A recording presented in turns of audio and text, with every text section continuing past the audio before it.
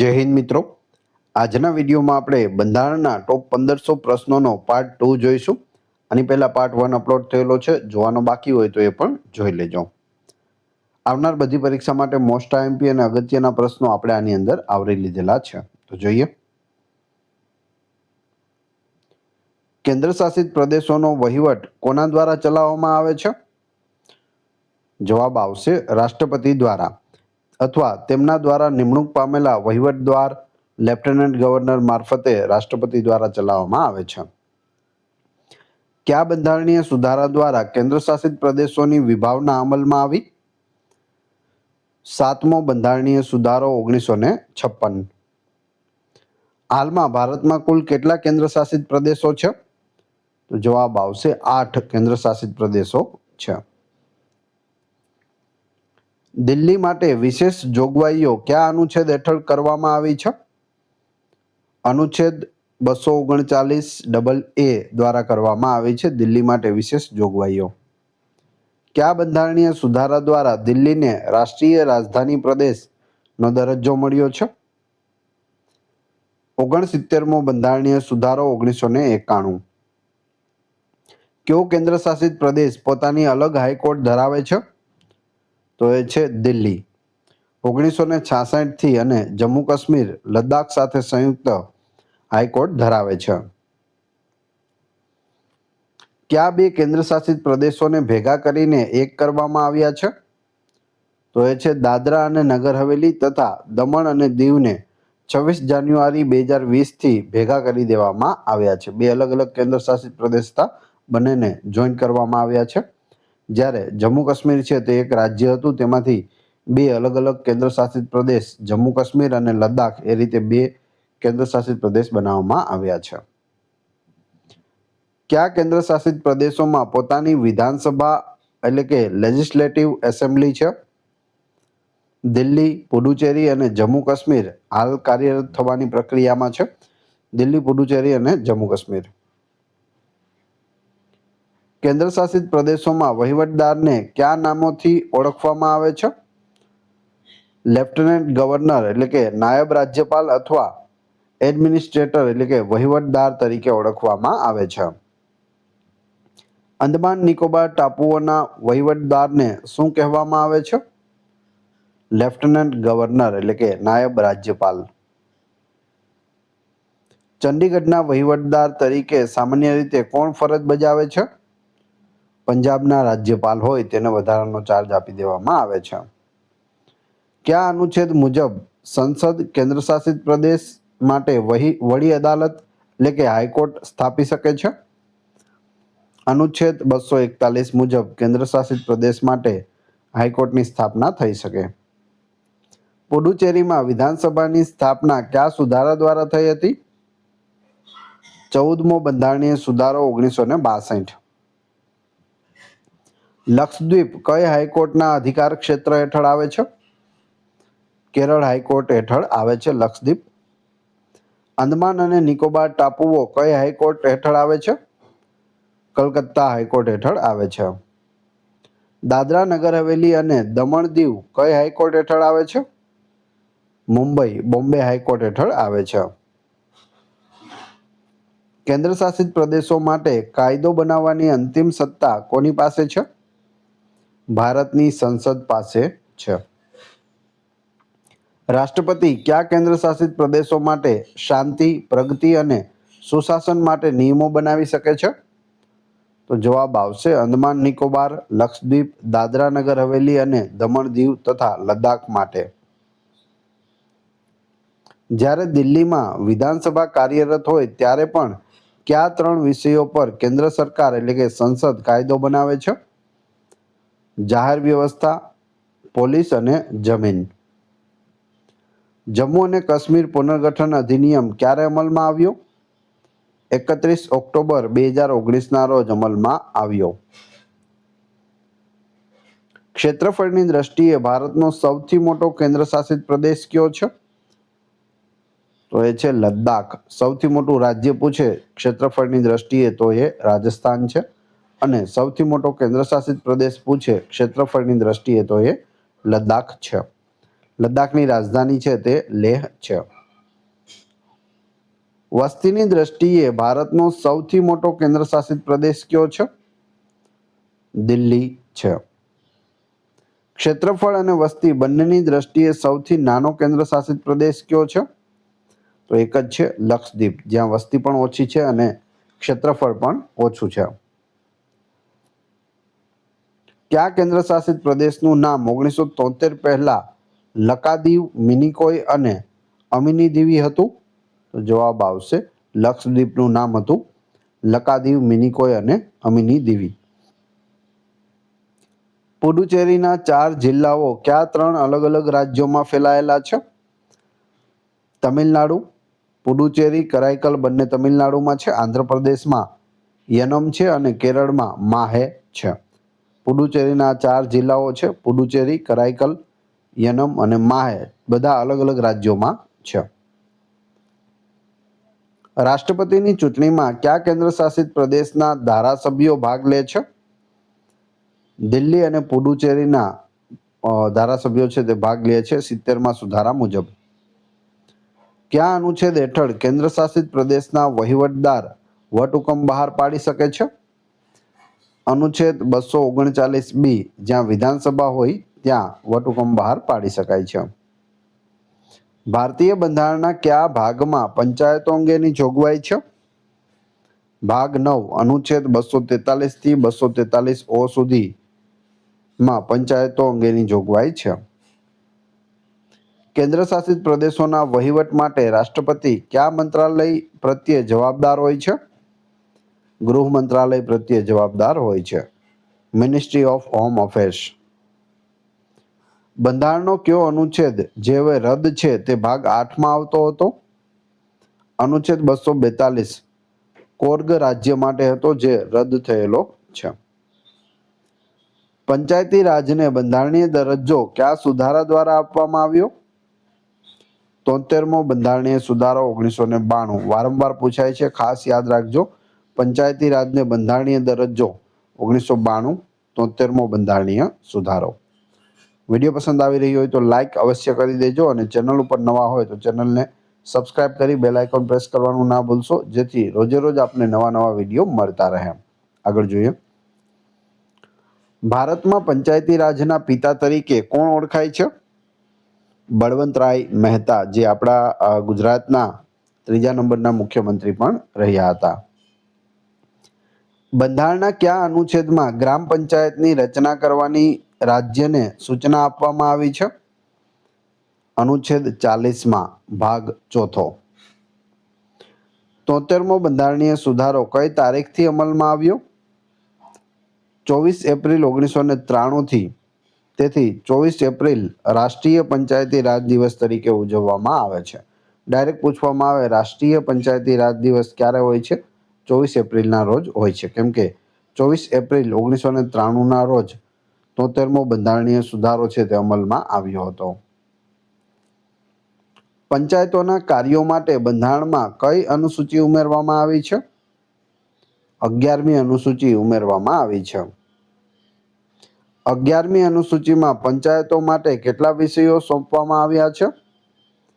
29 વિષયો સોંપવામાં આવ્યા છે. પંચાયતી રાજનું ત્રિસ્તરીય માળખું કઈ સમિતિએ સૂચવ્યું હતું? બળવંતરાય મહેતા સમિતિએ 1957માં. પંચાયતોમાં મહિલાઓ માટે કેટલા ટકા અનામતની જોગવાઈ બંધારણમાં છે? ઓછામાં ઓછી 1/3 એટલે કે 33% બેઠકો છે. ગુજરાત જેવા રાજ્યોમાં તે 50% છે. આનંદીબેન પટેલ જ્યારે ગુજરાતના મુખ્યમંત્રી હતા ત્યારે તેઓએ 33%માંથી વધારીને 50% અનામત છે તે મહિલાઓ માટે કરી આપી છે. ગ્રામસભાની જોગવાઈ કયા અનુચ્છેદમાં છે? અનુચ્છેદ 243A છે. પંચાયતોનો કાર્યકાળ સામાન્ય રીતે કેટલા વર્ષનો હોય છે? તો 5 વર્ષનો હોય છે, અનુચ્છેદ 243E મુજબ. પંચાયતનો સભ્ય બનવા માટે લઘુત્તમ વય કેટલી હોવી જોઈએ? ઓછામાં ઓછી ઉંમર છે તે 21 વર્ષ હોવી જોઈએ, અનુચ્છેદ 243F મુજબ. સરપંચ બનવું હોય તો 21 વર્ષ, સભ્ય બનવું હોય તો પણ 21 વર્ષ. પંચાયતોની ચૂંટણી કરાવવાની જવાબદારી કોની છે? તો તે રાજ્ય ચૂંટણી આયોગની છે, સ્ટેટ ઇલેક્શન કમિશનની છે. જો પંચાયતનું વિસર્જન થાય તો કેટલા સમયમાં ચૂંટણી કરાવવી ફરજિયાત છે? 6 મહિનાની અંદર પંચાયતની ચૂંટણી થઈ જવી જોઈએ. પંચાયતોની આર્થિક સ્થિતિની સમીક્ષા કરવા માટે રાજ્ય નાણાં આયોગની નિમણૂક કોણ કરે છે? રાજ્યપાલ કરે છે, દર 5 વર્ષે અનુચ્છેદ 243I મુજબ. અશોક મહેતા સમિતિ 1977 એ કેટલા સ્તરના પંચાયતી રાજની ભલામણ કરી હતી? દ્વિસ્તરીય જિલ્લા પરિષદ અને મંડળ પંચાયતની તેઓએ ભલામણ કરી હતી. પંચાયતી રાજ સ્વીકારનાર બીજું રાજ્ય કયું હતું? તો તે આંધ્રપ્રદેશ હતું. પ્રથમ હતું રાજસ્થાન. રાજસ્થાનમાં શરૂઆત થઈ હતી. બીજું રાજ્ય બન્યું આંધ્રપ્રદેશ. પરંતુ જો એવું પૂછવામાં આવે સંપૂર્ણ રાજ્યમાં લાગુ કરનાર પ્રથમ રાજ્ય કયું? તો આંધ્રપ્રદેશ. પંચાયતોની રચના કયા અનુચ્છેદ હેઠળ થાય છે? અનુચ્છેદ 243B હેઠળ થાય છે. કયા રાજ્યમાં સૌપ્રથમ પંચાયતી રાજની શરૂઆત થઈ હતી? રાજસ્થાનના નાગોર જિલ્લામાં 2 ઓક્ટોબર 1959ના રોજ શરૂઆત થઈ હતી. ગુજરાત પંચાયત અધિનિયમ 1993 ક્યારથી અમલમાં આવ્યો છે? 15 એપ્રિલ 1994થી અમલમાં છે. પંચાયતોમાં SC અને ST માટે અનામતની જોગવાઈ કયા અનુચ્છેદમાં છે? અનુચ્છેદ 243D માં છે. પંચાયતોના હિસાબોનું ઓડિટ કરવાની સત્તા કોની પાસે છે? રાજ્ય વિધાનમંડળ કાયદા દ્વારા નક્કી કરે તે મુજબ પંચાયતોના હિસાબોનું ઓડિટ થાય છે. ગ્રામ ન્યાયાલય અધિનિયમ ક્યારે પસાર થયો? વર્ષ 2008માં ગ્રામ ન્યાયાલય અધિનિયમ. જે રાજ્યની વસ્તી કેટલાથી ઓછી હોય તો ત્યાં મધ્યવર્તી સ્તર એટલે કે તાલુકા પંચાયત રચવું ફરજિયાત નથી. જવાબ આવશે 20 લાખથી ઓછી વસ્તી હોય તો ત્યાં તાલુકા પંચાયત ના બને. કયા રાજ્યોમાં પંચાયતી રાજની જોગવાઈઓ લાગુ પડતી નથી? નાગાલેન્ડ, મેઘાલય અને મિઝોરમમાં લાગુ પડતી નથી. જિલ્લા આયોજન સમિતિની જોગવાઈ કયા અનુચ્છેદમાં છે? District planning committee. જવાબ આવશે અનુચ્છેદ 243ZD માં છે. પંચાયતોની સત્તાઓ અને જવાબદારીઓ કયા અનુચ્છેદમાં દર્શાવી છે? અનુચ્છેદ 243G માં દર્શાવેલી છે. લોકશાહી વિકેન્દ્રીકરણનો વિચાર કોણે આપ્યો હતો? બળવંતરાય મહેતાએ આપ્યો હતો. પંચાયતી રાજ સંસ્થાઓને બંધારણીય પવિત્રતા આપવાની ભલામણ કઈ સમિતિએ કરી હતી? LM સિંઘવી સમિતિએ 1986માં કરી હતી. મોસ્ટ આઈએમપી પ્રશ્ન છે, ખાસ યાદ રાખી લેજો. પંચાયતોની ચૂંટણીના મામલામાં અદાલતોની હસ્તક્ષેપ પર રોક કયા અનુચ્છેદ હેઠળ છે? અનુચ્છેદ 243O હેઠળ છે. ભારતીય બંધારણના કયા ભાગમાં નગરપાલિકાઓ અંગેની જોગવાઈ છે? નગરપાલિકાઓની વાત કરીએ તો જવાબ આવશે ભાગ 9ક. અનુચ્છેદ 243P થી 243ZG સુધી છે. 74મો બંધારણીય સુધારો કઈ તારીખથી અમલમાં આવ્યો? 1 જૂન 1973થી અમલમાં આવ્યો છે. કેટલામો? 74મો બંધારણીય સુધારો જે નગરપાલિકાઓને લગતો છે. નગરપાલિકાઓને બંધારણીય દરજ્જો કયા સુધારા દ્વારા આપવામાં આવ્યો? તો એ છે 74મો બંધારણીય સુધારો 1992. નગરપાલિકાઓના કાર્યો માટે બંધારણમાં કઈ અનુસૂચિ ઉમેરવામાં આવી છે? 12મી અનુસૂચિ. 11મી છે તે ગ્રામ પંચાયતો માટે છે અને 12મી છે તે નગરપાલિકાઓ માટે છે. નગરપાલિકાના સભ્ય બનવા માટે લઘુત્તમ વય મર્યાદા કેટલી છે? ઓછામાં ઓછી કેટલી વય હોવી જોઈએ જેથી નગરપાલિકાના સભ્ય બની શકાય? જવાબ આવશે 21 વર્ષ લાગુ પડે છે. 12મી અનુસૂચિમાં નગરપાલિકાઓ માટે કેટલા વિષયો સોંપવામાં આવ્યા છે? 18 વિષયો છે નગરપાલિકા માટે. નગરપાલિકાઓના 3 સ્તર ક્યાં છે? નગર પંચાયત, નગરપાલિકા પરિષદ અને મહાનગરપાલિકા. આ 3 સ્તર હોય છે. સંક્રમણકાલીન વિસ્તાર એટલે કે ગામડામાંથી શહેરમાં પરિવર્તિત થતો વિસ્તાર માટે શેની રચના થાય છે? નગર પંચાયતની રચના થાય છે અનુચ્છેદ 243 મુજબ. મોટા શહેરી વિસ્તારો માટે શેની જોગવાઈ છે? મહાનગરપાલિકાની જોગવાઈ છે એટલે કે મ્યુનિસિપલ કોર્પોરેશનની જોગવાઈ છે. નગરપાલિકાઓનો સામાન્ય કાર્યકાળ કેટલો હોય છે? 5 વર્ષનો હોય છે અનુચ્છેદ 243 મુજબ. નગરપાલિકાઓમાં મહિલાઓ માટે કેટલી અનામતની જોગવાઈ છે? ઓછામાં ઓછી 1/3 એટલે કે 33.33% બેઠકો અનામત હોય છે. નગરપાલિકાઓની ચૂંટણીની જવાબદારી કોની છે? રાજ્ય ચૂંટણી આયોગની છે, સ્ટેટ ઇલેક્શન કમિશન. જો નગરપાલિકાનું વિસર્જન થાય તો કેટલા સમયમાં ચૂંટણી કરાવવી ફરજિયાત છે? 6 મહિનાની અંદર ચૂંટણી થઈ જવી જોઈએ. મહાનગર આયોજન સમિતિ એટલે કે મેટ્રોપોલિટન પ્લાનિંગ કમિટીની જોગવાઈ ક્યાં છે? અનુચ્છેદ 243 માં છે. વોર્ડ સમિતિની રચના કયા અનુચ્છેદ હેઠળ થાય છે? અનુચ્છેદ 243S. 3 લાખ કે તેથી વધુ વસ્તી ધરાવતી નગરપાલિકા માટે આ હોય છે વોર્ડ સમિતિ. નગરપાલિકાઓની આર્થિક સ્થિતિની સમીક્ષા કોણ કરે છે? રાજ્ય નાણાં આયોગ કરે છે અનુચ્છેદ 243Y મુજબ. જિલ્લા આયોજન સમિતિની જોગવાઈ કયા અનુચ્છેદમાં છે? અનુચ્છેદ 243ZD માં છે. નગરપાલિકાઓને કર એટલે કે ટેક્સ ઉઘરાવવાની સત્તા કોણ આપે છે? રાજ્ય વિધાનમંડળ આપે છે. નગરપાલિકાના સભ્યોની ચૂંટણી કેવી રીતે થાય છે? પ્રત્યક્ષ મતદાન દ્વારા લોકો દ્વારા સીધી ચૂંટણી થાય છે. નગરપાલિકાઓના હિસાબોનું ઓડિટ કોણ કરે છે? રાજ્ય વિધાનમંડળ દ્વારા નક્કી કરાયેલ સત્તાધિકારી કરે છે. ભારતમાં સૌપ્રથમ મહાનગરપાલિકાની સ્થાપના ક્યાં થઈ હતી? મદ્રાસ એટલે કે ચેન્નઈમાં થઈ હતી વર્ષ 1688માં. નગરપાલિકાઓની સત્તાઓ અને જવાબદારીઓ કયા અનુચ્છેદમાં છે? અનુચ્છેદ 243W માં છે. નગરપાલિકાઓમાં SC અને ST માટે અનામતની જોગવાઈ કયા અનુચ્છેદમાં છે? અનુચ્છેદ 243T માં છે. મેયરની પસંદગી સામાન્ય રીતે કોના દ્વારા થાય છે?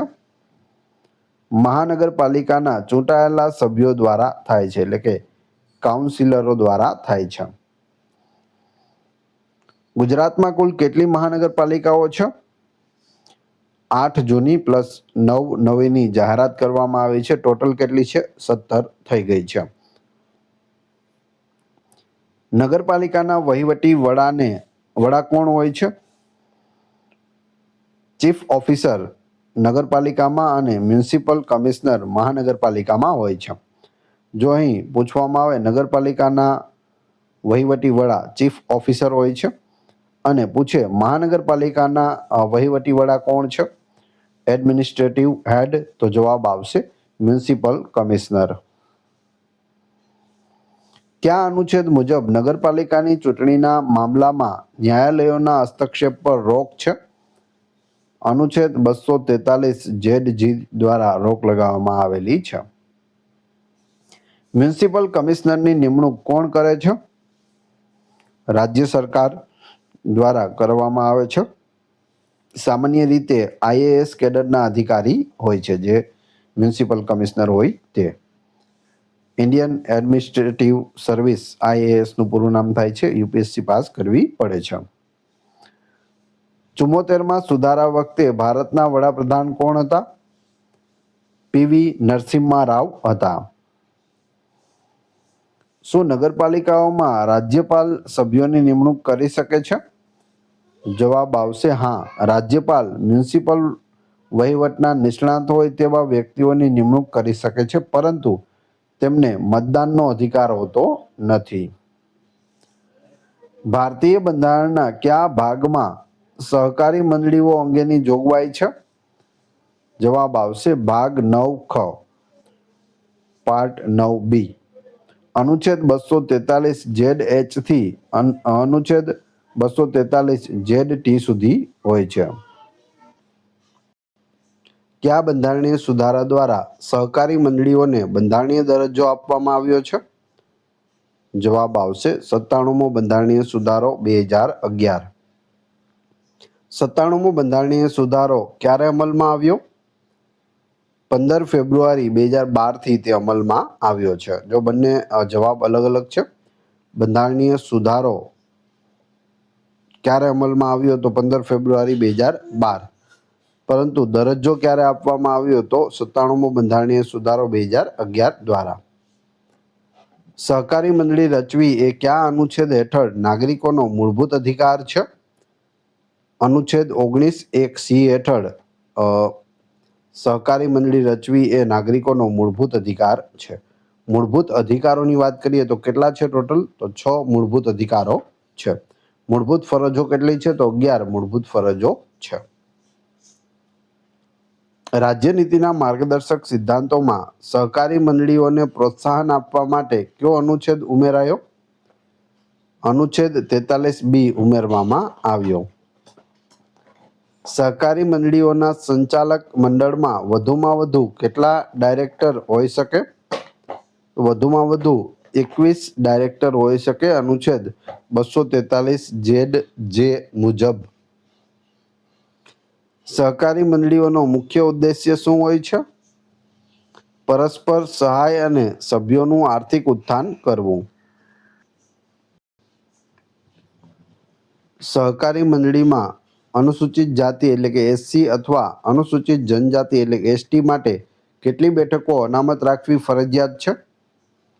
1 બેઠક અનામત રાખવી ફરજિયાત હોય છે. સહકારી મંડળીમાં મહિલાઓ માટે કેટલી બેઠકો અનામત રાખવાની જોગવાઈ છે? 2 બેઠકો રાખવાની જોગવાઈ છે. સહકારી મંડળીના બોર્ડના સભ્યો અને તેના હોદ્દેદારોનો કાર્યકાળ કેટલા વર્ષનો હોય છે? 5 વર્ષનો હોય છે નિમણૂકની તારીખથી. સહકારી મંડળીઓની ચૂંટણી કરાવવાની જવાબદારી કોની છે? રાજ્ય વિધાનમંડળ દ્વારા નિર્ધારિત રાજ્ય સહકારી ચૂંટણી સત્તામંડળની છે. ભારતના પ્રથમ સહકાર મંત્રી કોણ છે? અમિત શાહ છે પ્રથમ સહકાર મંત્રી. સહકારી મંડળીના બોર્ડનું વિસર્જન વધુમાં વધુ કેટલા સમય માટે કરી શકાય છે? 6 મહિના માટે કરી શકાય છે. બેન્કિંગ ક્ષેત્ર માટે 1 વર્ષ પણ હોઈ શકે. સહકારી મંડળીના હિસાબોનું ઓડિટ કરાવવું કોના માટે ફરજિયાત છે? પ્રત્યેક સહકારી મંડળી માટે નાણાકીય વર્ષ પૂરું થયાના 6 મહિનામાં ઓડિટ કરાવવું ફરજિયાત છે. સહકારી મંડળીની વાર્ષિક સામાન્ય સભા કેટલા સમયમાં બોલાવવી પડે છે? નાણાકીય વર્ષ પૂરું થયાના 6 મહિનામાં બોલાવવી પડે છે. સહકારી મંડળીના સભ્યોને માહિતી મેળવવાનો અધિકાર કયા અનુચ્છેદ હેઠળ છે? અનુચ્છેદ 243(z)(p) હેઠળ છે. બહુરાજ્ય સહકારી મંડળીઓ માટે કાયદો બનાવવાની સત્તા કોની પાસે છે? ભારતની સંસદ પાસે છે. મલ્ટી સ્ટેટ કોઓપરેટિવ સોસાયટીઝ હોય એટલે કે બહુરાજ્ય સહકારી મંડળીઓ હોય તો તેમાં ભારતની સંસદ પાસે કાયદો બનાવવાની સત્તા છે. એક જ રાજ્યમાં કાર્યરત સહકારી મંડળી માટે કાયદો બનાવવાની સત્તા કોની પાસે છે? રાજ્ય વિધાનમંડળ પાસે છે એટલે કે વિધાનસભા પાસે છે. સહકારી મંડળીઓ કઈ યાદીનો વિષય છે? તો તે રાજ્ય યાદીનો વિષય છે. 3 યાદી છે: રાજ્ય યાદી, કેન્દ્ર યાદી અને સમવર્તી યાદી. સહકારી મંડળીના સભ્યોના શિક્ષણ અને તાલીમ માટેની જોગવાઈ ક્યાં છે? અનુચ્છેદ 243(z)(o) માં છે. સુપ્રીમ કોર્ટે 2021માં 97માં સુધારાના કયા ભાગને આંશિક રીતે રદ કર્યો હતો? ભાગ 9 માત્ર રાજ્યની સહકારી મંડળીઓ પૂરતો, કારણ કે તે રાજ્યોની સત્તા છે. સહકારી મંડળીના સંચાલક મંડળમાં નિષ્ણાંત સભ્યોની સંખ્યા કેટલી હોય છે? વધુમાં વધુ 2. આ સભ્યોને મંડળીની ચૂંટણીમાં મતદાનનો અધિકાર હોતો નથી. ભારતમાં સહકાર મંત્રાલયની સ્થાપના ક્યારે કરવામાં આવી? 6 જુલાઈ 2021માં કરવામાં આવી. મિનિસ્ટ્રી ઓફ કોઓપરેશન એટલે કે સહકાર મંત્રાલય, અને પ્રથમ સહકાર મંત્રી બન્યા અમિત શાહ. અમૂલ એ કયા પ્રકારનું મોડેલ છે? સહકારી મોડેલ છે, કોઓપરેટિવ મોડેલ. અમૂલ જે અમૂલ ડેરી છે, આણંદમાં આવેલી છે. આણંદ મિલ્ક યુનિયન લિમિટેડ એ અમૂલનું પૂરું નામ થાય છે. સહકારી મંડળીમાં થતી અનિયમિતતાઓ માટે સજાની જોગવાઈ કયા અનુચ્છેદમાં છે? અનુચ્છેદ 243 ZQ ગુના અને દંડ અંગેની જોગવાઈઓ છે. અનુચ્છેદ 243 ZH શેની વ્યાખ્યા આપવામાં આવી છે? સહકારી મંડળીના શબ્દોની વ્યાખ્યા, જેમ કે બોર્ડ, રજિસ્ટ્રાર વગેરેની વ્યાખ્યાઓ છે. શું કેન્દ્ર શાસિત પ્રદેશોને ભાગ 9 લાગુ પડે છે? હા, રાષ્ટ્રપતિના આદેશ મુજબ લાગુ પડી શકે છે, અનુચ્છેદ 243 ZS મુજબ. સહકારી મંડળીઓના રજિસ્ટ્રારની નિમણૂક કોણ કરે છે? રાજ્ય સરકાર કરે છે. વિશ્વ સહકારી દિવસ ક્યારે ઉજવવામાં આવે છે? International day of cooperatives. જવાબ આવશે દર વર્ષે જુલાઈ મહિનાના પ્રથમ શનિવારે ઉજવવામાં આવે છે. તારીખ કોઈ ફિક્સ નથી, જુલાઈ મહિનામાં હોય, પ્રથમ શનિવારે. સહકારી ક્ષેત્રનું સૂત્ર શું છે? એક સૌને માટે અને સૌ એકને માટે. One for all and all for one. ભારતીય બંધારણના કયા ભાગમાં અનુસૂચિત અને જનજાતિ વિસ્તારો અંગેની જોગવાઈ છે? ભાગ 10માં છે. ભાગ 10 હેઠળ કયા અનુચ્છેદનો સમાવેશ થાય છે? અનુચ્છેદ 244 અને 244 ક નો સમાવેશ થાય છે ભાગ 10માં. બંધારણના કયા અનુચ્છેદ મુજબ અનુસૂચિત વિસ્તારો અને આદિજાતિ વિસ્તારોનો વહીવટ થાય છે? અનુચ્છેદ 244 મુજબ થાય છે. અનુસૂચિત વિસ્તારોના વહીવટ માટે બંધારણમાં કઈ અનુસૂચિ આપવામાં આવી છે? 5મી અનુસૂચિ છે. આસામ, મેઘાલય, ત્રિપુરા અને મિઝોરમ રાજ્યોના આદિજાતિ વિસ્તારો માટે કઈ અનુસૂચિ છે? 6ઠ્ઠી અનુસૂચિ છે. કોઈપણ વિસ્તારને અનુસૂચિત વિસ્તાર જાહેર કરવાની સત્તા કોની પાસે છે? પૂછાયેલો પ્રશ્ન. રાષ્ટ્રપતિ પાસે છે. રાષ્ટ્રપતિ કોની સલાહથી કોઈ વિસ્તારને અનુસૂચિત વિસ્તાર જાહેર કરે છે? જે તે રાજ્યના રાજ્યપાલની સલાહથી કરે છે. 6ઠ્ઠી અનુસૂચિના રાજ્યોને યાદ રાખવા માટેની શોર્ટ ટ્રિક કઈ છે? ATMM. એ એટલે આસામ, ટી એટલે ત્રિપુરા, એમ એટલે મેઘાલય અને એમ એટલે મિઝોરમ. ATM મની અથવા તો ATMM તમે યાદ રાખી શકો. 5મી અનુસૂચિ હેઠળ આવતા રાજ્યોમાં કઈ પરિષદની રચના કરવાની જોગવાઈ છે? આદિજાતિ સલાહકાર પરિષદ. ટ્રાઇબ્સ એડવાઇઝરી કાઉન્સિલ TACની જોગવાઈ છે. આદિજાતિ સલાહકાર પરિષદ TACમાં વધુમાં વધુ કેટલા સભ્યો હોય છે? 20 સભ્યો હોય છે વધુમાં વધુ. TACના કુલ સભ્યોમાંથી કેટલા સભ્યો રાજ્યની વિધાનસભાના અનુસૂચિત જનજાતિના પ્રતિનિધિ હોવા જોઈએ? 3/4 હોવા જોઈએ. અનુસૂચિત વિસ્તારોના વહીવટ અંગે રાજ્યપાલે કોને અહેવાલ આપવાનો હોય છે? રાષ્ટ્રપતિને દર વર્ષે અથવા રાષ્ટ્રપતિ માંગે ત્યારે આપવાનો હોય છે. સ્વાયત્ત જિલ્લા પરિષદના સભ્યોનો કાર્યકાળ કેટલો હોય છે? 5 વર્ષ હોય છે ચૂંટાયેલા સભ્યો માટે.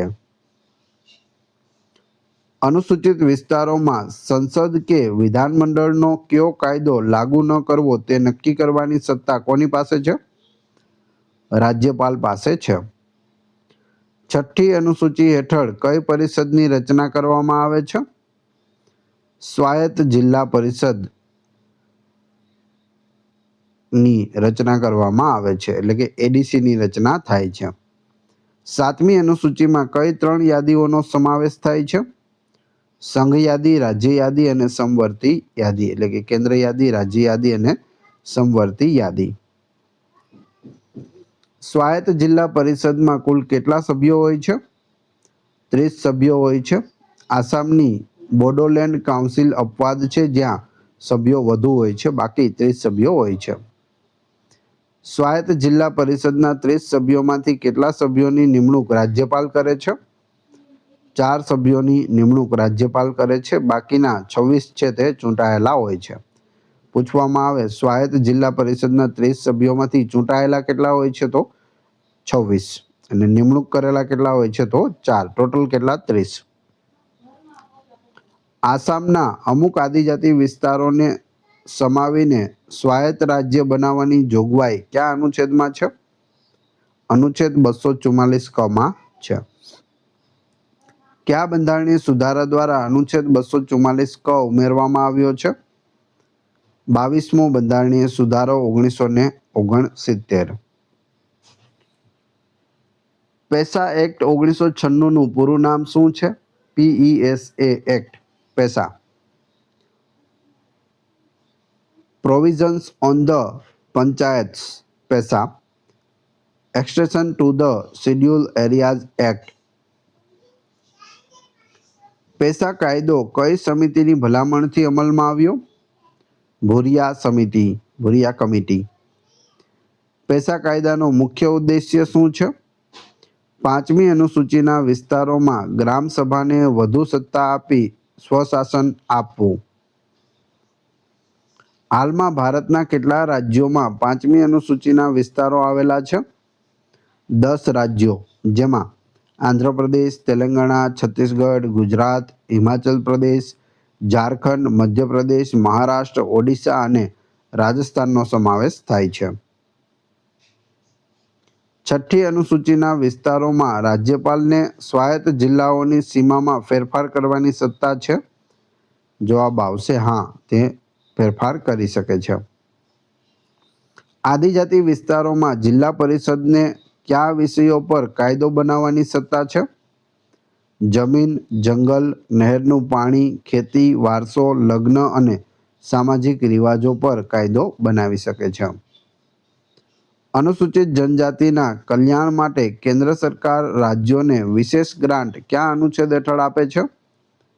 અનુચ્છેદ 275(1) હેઠળ આપે છે. પંચાયતી રાજની જોગવાઈઓ ભાગ 9 મુજબ અનુસૂચિત વિસ્તારોને સીધી લાગુ પડે છે? જવાબ આવશે ના, તેના માટે પેસા કાયદો બનાવવો પડ્યો છે. સ્વાયત્ત જિલ્લા પરિષદોમાં ન્યાયિક વહીવટ માટે કઈ અદાલતોની રચના કરી શકાય છે? ગ્રામ અદાલતો અથવા કાઉન્સિલ કોર્ટ્સનો અદાલતો છે તેની રચના કરી શકાય. સમવર્તી યાદીમાં કાયદો બનાવવાની સત્તા કોની પાસે છે? સંસદ અને રાજ્ય વિધાનમંડળ બંનેની પાસે છે, કેમ કે તે સમવર્તી યાદી છે. બંધારણના કયા સુધારા દ્વારા મેઘાલયને સ્વાયત્ત રાજ્યનો દરજ્જો આપવામાં આવ્યો હતો? 22મો બંધારણીય સુધારો. 5મી અને 6ઠ્ઠી અનુસૂચિમાં ફેરફાર કરવા માટે કેવા પ્રકારની બહુમતી જોઈએ? તો અહીં સંસદની સાદી બહુમતી જોઈએ. તેને અનુચ્છેદ 368 મુજબનો બંધારણીય સુધારો ગણવામાં આવતો નથી. ભારતીય બંધારણના કયા ભાગમાં કેન્દ્ર રાજ્ય સંબંધોની જોગવાઈ છે? ભાગ 11માં. સંઘ અને રાજ્યો વચ્ચે ધારાસત્તાની વહેંચણી કયા અનુચ્છેદ હેઠળ થાય છે? અનુચ્છેદ 245 હેઠળ થાય છે. શેષ સત્તાઓ કયા અનુચ્છેદ હેઠળ આવે છે? અનુચ્છેદ 248 હેઠળ આવે છે. ભારતીય બંધારણની કઈ અનુસૂચિમાં કેન્દ્ર અને રાજ્યો વચ્ચે સત્તાની વહેંચણી કરવામાં આવી છે? 7મી અનુસૂચિમાં સત્તાની વહેંચણી છે.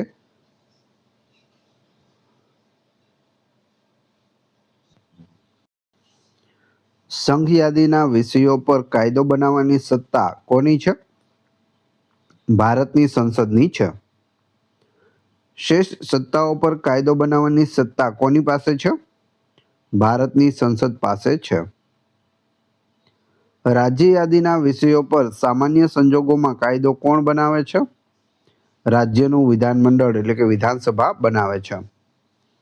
સમવર્તી યાદીનો વિચાર કયા દેશના બંધારણમાંથી લેવાયો છે? મોસ્ટ આઈએમપી પ્રશ્ન છે. જવાબ આવશે ઓસ્ટ્રેલિયાના બંધારણમાંથી લીધેલો છે સમવર્તી યાદીનો વિચાર. શિક્ષણ, વન અને વન્યજીવો એ કઈ યાદીના વિષયો છે? સમવર્તી યાદીના વિષયો છે. 42માં સુધારા દ્વારા રાજ્ય યાદીમાંથી ખસેડવામાં આવ્યા છે શિક્ષણ, વન અને વન્યજીવો. જો સમવર્તી યાદીના કાયદામાં કેન્દ્ર અને રાજ્ય વચ્ચે વિવાદ થાય તો કોનો કાયદો માન્ય ગણાય છે? કેન્દ્ર એટલે કે સંસદનો કાયદો છે તે માન્ય ગણાય છે. રાષ્ટ્રહિતમાં રાજ્ય યાદીના વિષય પર સંસદને કાયદો બનાવવાની સત્તા કયો અનુચ્છેદ આપે છે? અનુચ્છેદ 249 આપે છે. રેલવે અને બેન્કિંગ એ કઈ યાદીના વિષયો છે? સંઘ યાદીના વિષયો છે. અનુચ્છેદ 249 મુજબ રાજ્ય યાદીના વિષય પર કાયદો બનાવવા માટે રાજ્યસભામાં કેવી બહુમતી જોઈએ? હાજર અને મતદાન કરનારા સભ્યોની 2/3 બહુમતી જોઈએ. રાષ્ટ્રીય કટોકટી 352 મુજબ દરમિયાન રાજ્ય યાદી પર કાયદો બનાવવાની સંસદની સત્તા કયા અનુચ્છેદમાં છે? અનુચ્છેદ 250માં છે. કૃષિ અને પોલીસ કઈ યાદીમાં આવે છે? રાજ્ય યાદીના વિષયો છે કૃષિ અને પોલીસ. 2 કે તેથી વધુ રાજ્યોની વિનંતીથી સંસદ રાજ્ય યાદી પર કાયદો બનાવી શકે? જવાબ આવશે હા, અનુચ્છેદ 252 હેઠળ બનાવી શકે. આંતરરાષ્ટ્રીય કરારોના અમલ માટે સંસદ કયા અનુચ્છેદ હેઠળ કાયદો બનાવી શકે છે? અનુચ્છેદ 253 હેઠળ કાયદો બનાવી શકે. શું સંસદ દ્વારા બનાવાયેલો કાયદો આખા ભારતના પ્રદેશને લાગુ પડી શકે? જવાબ આવશે હા, અનુચ્છેદ 245 મુજબ. રાજ્યોએ કેન્દ્રના નિર્દેશોનું પાલન કરવું પડશે તે કયો અનુચ્છેદ સૂચવે છે? અનુચ્છેદ 256 સૂચવે છે. કેન્દ્ર સરકાર રાજ્યોને સંદેશા વ્યવહારના સાધનોની જાળવણી માટે નિર્દેશ આપી શકે છે? હા, અનુચ્છેદ 257 હેઠળ આપી શકે. સશસ્ત્ર દળોની તૈનાતી બાબતે રાજ્યને કેન્દ્રના નિર્દેશો પાળવા ફરજિયાત છે? હા, ફરજિયાત છે. જો કોઈ રાજ્ય કેન્દ્રના વહીવટી નિર્દેશોનું પાલન ન કરે તો શું થઈ શકે? રાષ્ટ્રપતિ શાસન 356 લાગુ થઈ શકે છે અનુચ્છેદ 365ના આધારે. રાજ્યો વચ્ચે નદીના પાણીના વિવાદના નિકાલ માટેની જોગવાઈ ક્યાં છે? અનુચ્છેદ 262માં છે. જો કોઈ 2 રાજ્યો વચ્ચે નદીના પાણી વિશે વિવાદ હોય તો તેનો નિકાલ છે તે અનુચ્છેદ 262 મુજબ થઈ શકે. નદી જળ વિવાદ ટ્રિબ્યુનલની સ્થાપના કોણ કરે છે? સંસદ દ્વારા કરવામાં આવે છે. આંતરરાજ્ય પરિષદની રચનાની જોગવાઈ કયા અનુચ્છેદમાં છે? ઇન્ટર સ્ટેટ કાઉન્સિલની જોગવાઈ અનુચ્છેદ 263માં છે. આંતરરાજ્ય પરિષદની રચના કોણ કરે છે? રાષ્ટ્રપતિ કરે છે. આંતરરાજ્ય પરિષદના અધ્યક્ષ કોણ હોય છે? વડાપ્રધાન હોય છે. સરકારિયા આયોગની સ્થાપના ક્યારે થઈ હતી? 1983માં કેન્દ્ર રાજ્ય સંબંધો માટે સરકારિયા આયોગની રચના થઈ હતી. કુંચી આયોગ શેના માટે હતું? કેન્દ્ર રાજ્ય સંબંધોની સમીક્ષા માટે હતું, જે 2007માં આવ્યું હતું. રાજમન્નાર સમિતિ કયા રાજ્ય દ્વારા બનાવવામાં આવી હતી? તમિલનાડુ સરકાર દ્વારા 1969માં બનાવવામાં આવી હતી.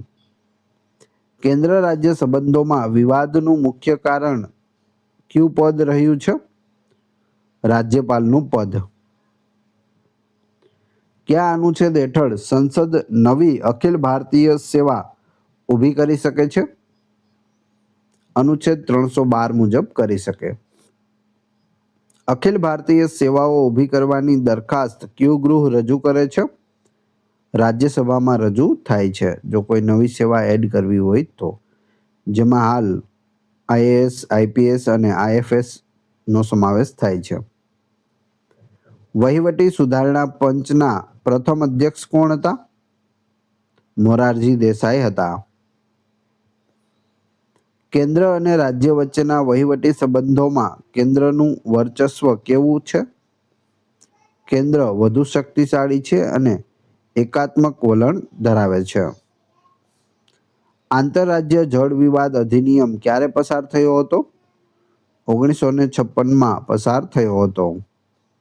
સમવર્તી યાદી પરના કાયદાનો અમલ કોણ કરે છે? સામાન્ય રીતે રાજ્ય સરકારો કરે છે. જૂથ પરિષદોની સ્થાપના કોણે કરી છે? Zonal councils. જવાબ આવશે સંસદના કાયદા દ્વારા રાજ્ય પુનર્ગઠન અધિનિયમ 1956 દ્વારા. ભારતમાં કુલ કેટલી ઝોનલ કાઉન્સિલ્સ છે? 5. ઉત્તર, દક્ષિણ, પૂર્વ, પશ્ચિમ અને મધ્ય. ઉત્તર, દક્ષિણ, પૂર્વ, પશ્ચિમ ચારે દિશાઓ અને મધ્ય 5 છે ટોટલ. ઝોનલ કાઉન્સિલના અધ્યક્ષ કોણ હોય છે? કેન્દ્રીય ગૃહમંત્રી હોય છે. હાલ પૂછવામાં આવે ઝોનલ કાઉન્સિલના અધ્યક્ષ કોણ છે, તો અમિત શાહ છે. પૂર્વોત્તર પરિષદની સ્થાપના ક્યારે થઈ હતી? 1971માં થઈ હતી. બંધારણના કયા સુધારા દ્વારા 7મી અનુસૂચિમાં મોટા ફેરફાર કરાયા હતા? 42મો બંધારણીય સુધારો 1976. લોટરી કઈ યાદીનો વિષય છે? સંઘ યાદીનો વિષય છે લોટરી. જુગાર અને સટ્ટો કઈ યાદીમાં આવે છે? રાજ્ય યાદીમાં આવે છે.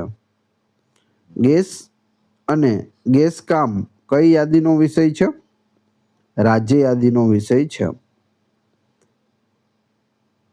નાદારી અને દેવાળું કઈ યાદીમાં છે? સમવર્તી યાદીમાં છે. આર્થિક અને સામાજિક આયોજન કઈ યાદીમાં આવે છે? સમવર્તી યાદીમાં આવે છે. વસ્તી નિયંત્રણ અને પરિવાર નિયોજન કઈ યાદીનો વિષય છે? સમવર્તી યાદીનો વિષય છે.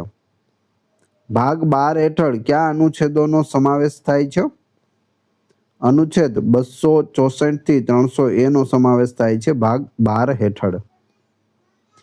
કાયદાની સત્તા વિના કર નાખી શકાશે નહીં. આ જોગવાઈ કયા અનુચ્છેદમાં છે? અનુચ્છેદ 265માં છે. ભારતની સંચિત નિધિની જોગવાઈ કયા અનુચ્છેદમાં છે? અનુચ્છેદ 266(1) છે. ભારતની આકસ્મિક નિધિની જોગવાઈ ક્યાં છે? અનુચ્છેદ 267માં. આકસ્મિક નિધિ કોના હસ્તક હોય છે? રાષ્ટ્રપતિના હસ્તક હોય છે. રાજ્યમાં રાજ્યપાલના હસ્તક હોય છે. સંચિત નિધિમાંથી નાણાં ઉપાડવા માટે કોની મંજૂરી જરૂરી છે? સંસદની મંજૂરી લેવી પડે છે. કેન્દ્ર અને રાજ્યો વચ્ચે કરવેરાની વહેંચણી કયા અનુચ્છેદ હેઠળ થાય છે? અનુચ્છેદ 270 હેઠળ. નાણાં આયોગની રચનાની જોગવાઈ કયા અનુચ્છેદમાં છે? અનુચ્છેદ 280માં છે. નાણાં આયોગની રચના કોણ કરે છે? રાષ્ટ્રપતિ દર 5 વર્ષે કરે છે. નાણાં આયોગમાં અધ્યક્ષ સિવાય કેટલા સભ્યો હોય છે? 4 સભ્યો હોય છે. કુલ સભ્યો પૂછે તો 5, અધ્યક્ષ સિવાય પૂછે તો 4. ભારતના પ્રથમ નાણાં આયોગના અધ્યક્ષ કોણ હતા? કેસી નિયોગી હતા. 15મા નાણાં આયોગના અધ્યક્ષ કોણ છે? NK સિંહ છે. નાણાં આયોગ પોતાનો અહેવાલ કોને સોંપે છે? રાષ્ટ્રપતિને સોંપે છે. જીએસટી વસ્તુ અને સેવા કરની જોગવાઈ કયા અનુચ્છેદ હેઠળ છે? GST goods and service tax એનું પૂરું નામ થાય છે. અનુચ્છેદ આવશે અનુચ્છેદ 264A અને 269A મુજબ જીએસટી છે. જીએસટી કાઉન્સિલની રચના કયા અનુચ્છેદ હેઠળ થાય છે? અનુચ્છેદ 279A હેઠળ થાય છે જીએસટી કાઉન્સિલની રચના.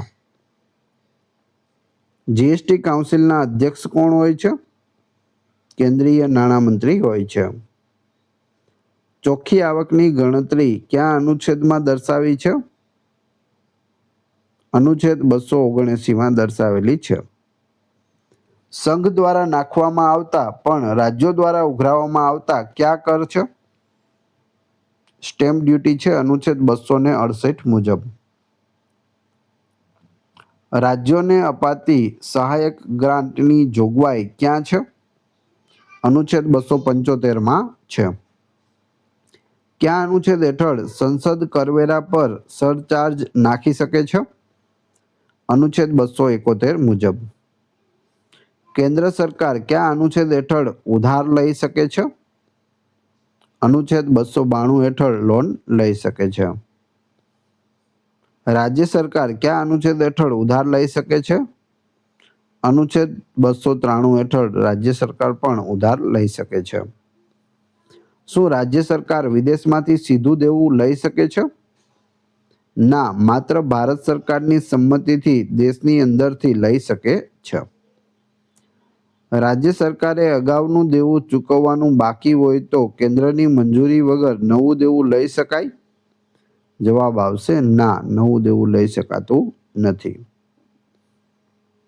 આઝાદી પહેલાના કરારો અને મિલકતોના ઉત્તરાધિકારની જોગવાઈ કયા અનુચ્છેદમાં છે? અનુચ્છેદ 294 અને 295માં છે. સમુદ્રની અંદર રહેલી સંપત્તિ અને ખનિજો કોની માલિકીના ગણાય છે? સંઘની, કેન્દ્ર સરકારની માલિકીના ગણાય છે અનુચ્છેદ 297 મુજબ. રાજ્યના તમામ કરારો કોના નામે કરવામાં આવે છે? રાજ્યપાલના નામે અનુચ્છેદ 299 મુજબ કરવામાં આવે છે. કેન્દ્ર સરકારના તમામ કરારો કોના નામે થાય છે? રાષ્ટ્રપતિના નામે થાય છે અનુચ્છેદ 299 મુજબ. શું ભારત સરકાર સામે દાવો માંડી શકાય? જવાબ આવશે હા, અનુચ્છેદ 300 મુજબ માંડી શકાય.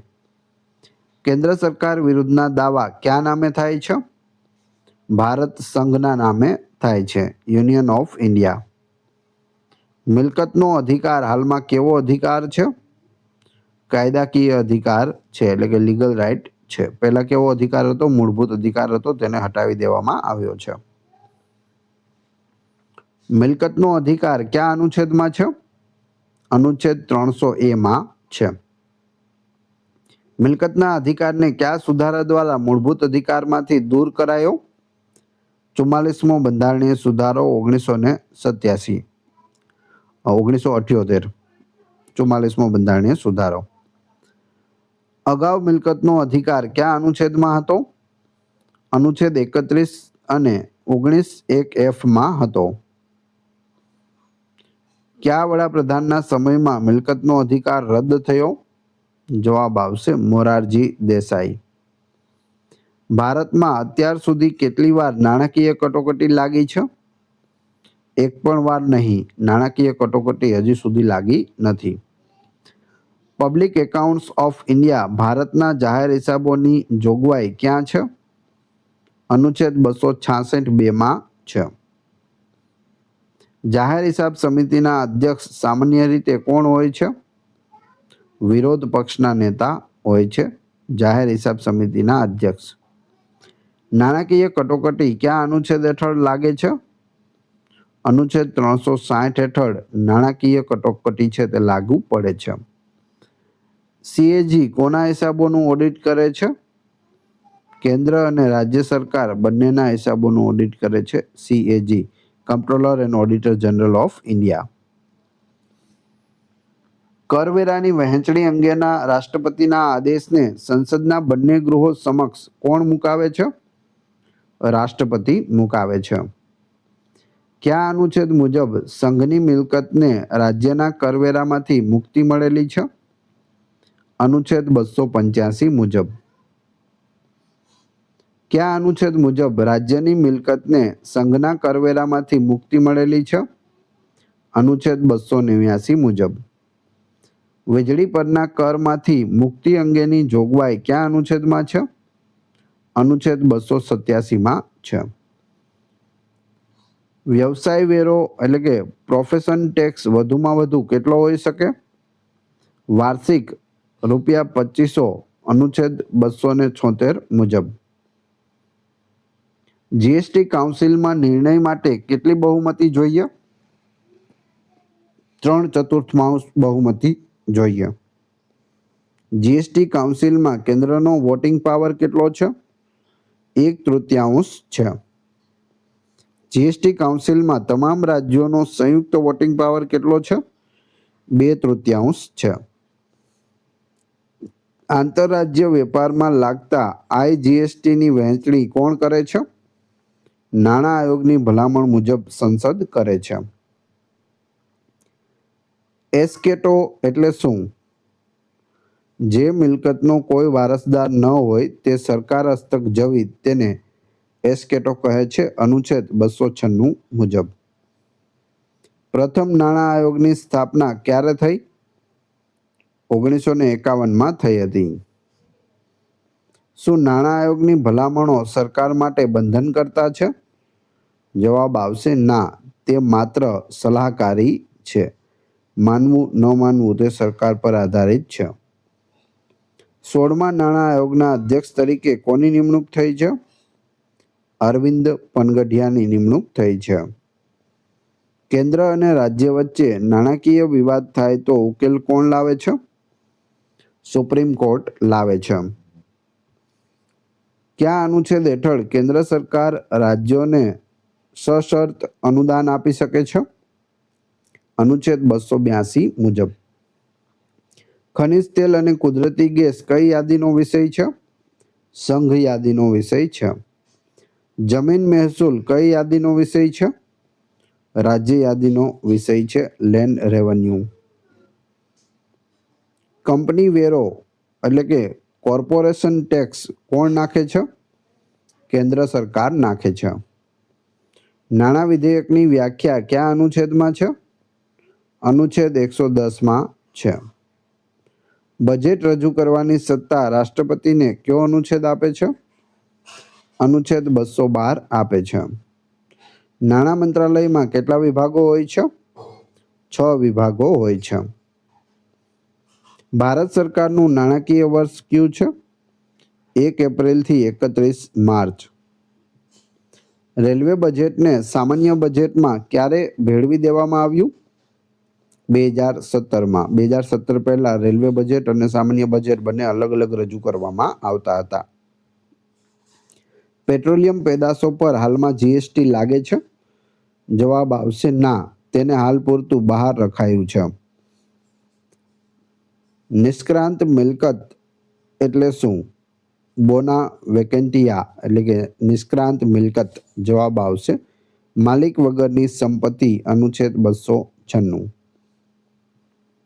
રાજ્ય સરકાર દારૂ પર કયો કર નાખે છે? સ્ટેટ એક્સાઇઝ ડ્યુટી નાખે છે. State excise duty. નાણાં આયોગના સભ્યોની લાયકાત કોણ નક્કી કરે છે? સંસદ નક્કી કરે છે. શું નાણાં આયોગ અર્ધન્યાયિક સંસ્થા છે? જવાબ આવશે હા, તે અર્ધન્યાયિક સંસ્થા છે. ભારતની સંચિત નિધિનો કસ્ટોડિયન કોણ છે? સંસદ છે.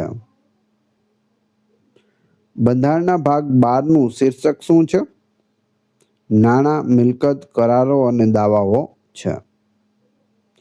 ભારતીય બંધારણના કયા ભાગમાં વેપાર અને વાણિજ્ય અંગેની જોગવાઈ છે? ભાગ 13માં છે. ભાગ 13 હેઠળ કયા અનુચ્છેદોનો સમાવેશ થાય છે? અનુચ્છેદ 301 થી 307 નો સમાવેશ થાય છે.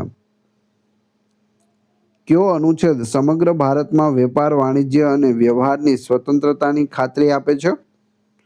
અનુચ્છેદ 301. ભારતની વેપાર સ્વાતંત્ર્યની જોગવાઈ કયા દેશના બંધારણમાંથી પ્રેરિત છે? ઓસ્ટ્રેલિયામાંથી પ્રેરિત છે. શું વેપાર અને વાણિજ્યની સ્વતંત્રતા અનિયંત્રિત છે? ના, જાહેર હિતમાં સંસદ તેના પર વ્યાજબી નિયંત્રણો લાદી શકે છે. જાહેર હિતમાં વેપાર પર પ્રતિબંધ કે નિયંત્રણ લાદવાની સત્તા સંસદને કયા અનુચ્છેદ હેઠળ મળે છે? અનુચ્છેદ 302 હેઠળ મળે છે.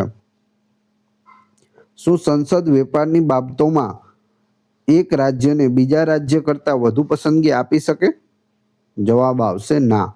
અનુચ્છેદ 303 મુજબ સંસદ રાજ્યો વચ્ચે ભેદભાવ કરી શકતી નથી. જો કે દુષ્કાળ કે અછત જેવા સંજોગોમાં અપવાદ છે. કયા અનુચ્છેદ હેઠળ રાજ્યનું વિધાનમંડળ વેપાર પર નિયંત્રણો લાદી શકે છે? અનુચ્છેદ 304. રાજ્ય વિધાનમંડળમાં વેપાર પર નિયંત્રણ લાદતું વિધેયક રજૂ કરતા પહેલા કોની મંજૂરી જરૂરી છે? રાષ્ટ્રપતિની પૂર્વ મંજૂરી જરૂરી છે. અનુચ્છેદ 301ની સ્વતંત્રતા કયા કિસ્સામાં લાગુ પડતી નથી? જ્યારે સરકાર દ્વારા કોઈ વેપારનું રાષ્ટ્રીયકરણ કરવામાં આવે ત્યારે અનુચ્છેદ 305 મુજબ તે લાગુ પડતું નથી. જૂના કાયદાઓ અને રાષ્ટ્રીયકરણને રક્ષણ આપતી જોગવાઈ કયા અનુચ્છેદમાં છે? અનુચ્છેદ 305માં છે. અનુચ્છેદ 19(1)G કોને મળે છે? માત્ર ભારતના નાગરિકોને મળે છે. અનુચ્છેદ 301 થી 304ના હેતુઓ પાર પાડવા માટે સંસદ કયા અનુચ્છેદ હેઠળ સત્તામંડળની નિમણૂક કરી શકે છે? અનુચ્છેદ 307 મુજબ કરી શકે. વેપાર અને વાણિજ્યના અધિકારો કયા પ્રકારના અધિકારો ગણાય છે? બંધારણીય અધિકારો ગણાય છે. વેપાર અને વાણિજ્ય. અનુચ્છેદ 301 કોને લાગુ પડે છે? દરેક વ્યક્તિ અને સંસ્થાઓને જે વેપાર સાથે જોડાયેલી છે તે બધાને લાગુ પડે છે. શું રાજ્ય બહારથી આવતા માલ પર એવો ટેક્સ નાખી શકે જે પોતાના રાજ્યના માલ પર ન હોય? ના, ભેદભાવયુક્ત ટેક્સ નાખી શકાતો નથી. અનુચ્છેદ 304A મુજબ. બંધારણના ભાગ 13નો મુખ્ય ઉદ્દેશ્ય શું છે? ભારતને એક આર્થિક એકમ તરીકે સ્થાપિત કરવો. શું વેપારની સ્વતંત્રતા કટોકટી દરમિયાન મોકૂફ રાખી શકાય છે? જવાબ આવશે હા. રાષ્ટ્રીય હિતમાં નિયંત્રણો લાદી શકાય છે. કયા કેસમાં સુપ્રીમ કોર્ટે ઠેરવ્યું કે ટેક્સ એ વેપારની સ્વતંત્રતામાં અવરોધ નથી? આતિયાબારી ટી કંપની વર્સિસ આસામ રાજ્ય કેસમાં સુપ્રીમ કોર્ટે ઠેરવ્યું કે ટેક્સ એ વેપારની સ્વતંત્રતામાં અવરોધ નથી. અનુચ્છેદ 301 અને 19(1)G વચ્ચે શું તફાવત છે? અનુચ્છેદ 301 વેપારની પ્રક્રિયાની સ્વતંત્રતા આપે છે જ્યારે 19(1)G નાગરિકને વ્યવસાય કરવાનો વ્યક્તિગત અધિકાર આપે છે. આંતરરાજ્ય વેપાર કઈ યાદીનો વિષય છે? Interstate trade. જવાબ આવશે સંઘ યાદીનો વિષય છે. રાજ્યની અંદરનો વેપાર કઈ યાદીમાં આવે છે? રાજ્ય યાદીમાં આવે છે. ખાદ્ય પદાર્થો અને તેલીબિયાંના વેપાર પર નિયંત્રણ એ કઈ યાદીનો વિષય છે?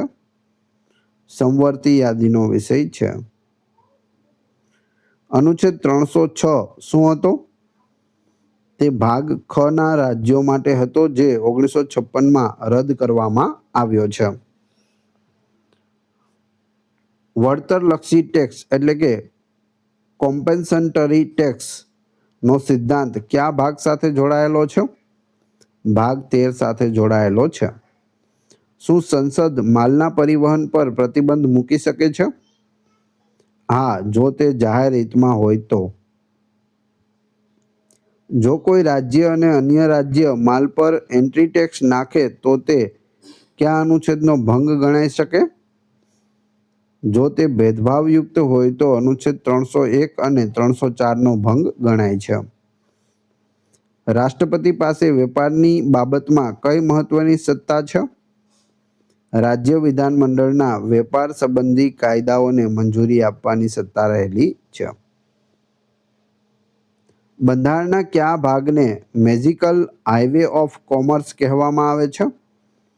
ભાગ 13 મેજિકલ હાઈવે ઓફ કોમર્સ, ખાસ યાદ રાખજો. આંતરરાજ્ય વેપાર પરિષદની સ્થાપના કયા અનુચ્છેદ હેઠળ કરવામાં આવી છે? અનુચ્છેદ 307. નાગરિક સેવાઓના રક્ષણ માટેની જોગવાઈ કયા અનુચ્છેદમાં છે?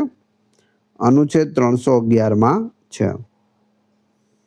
ભારતીય બંધારણના કયા ભાગમાં જાહેર સેવાઓની જોગવાઈ છે, એટલે કે યુપીએસસી જીપીએસસીની જોગવાઈ? ભાગ 14માં અનુચ્છેદ 308 થી 323 સુધી છે. જાહેર સેવકો કયા સિદ્ધાંત મુજબ હોદ્દો ધરાવે છે? રાષ્ટ્રપતિ અથવા રાજ્યપાલની મરજીનો સિદ્ધાંત, અનુચ્છેદ 310. આધુનિક અખિલ ભારતીય સેવાઓના પિતા કોને કહેવાય છે? સરદાર વલ્લભભાઈ પટેલને કહેવાય છે. અનુચ્છેદ 311 મુજબ કોઈ સભ્યને કોણ બરતરફ કરી શકે છે? તેની નિમણૂક કરનાર સત્તાધિકારીથી ઉતરતી પંક્તિનો કોઈ પણ અધિકારી કરી શકતો નથી.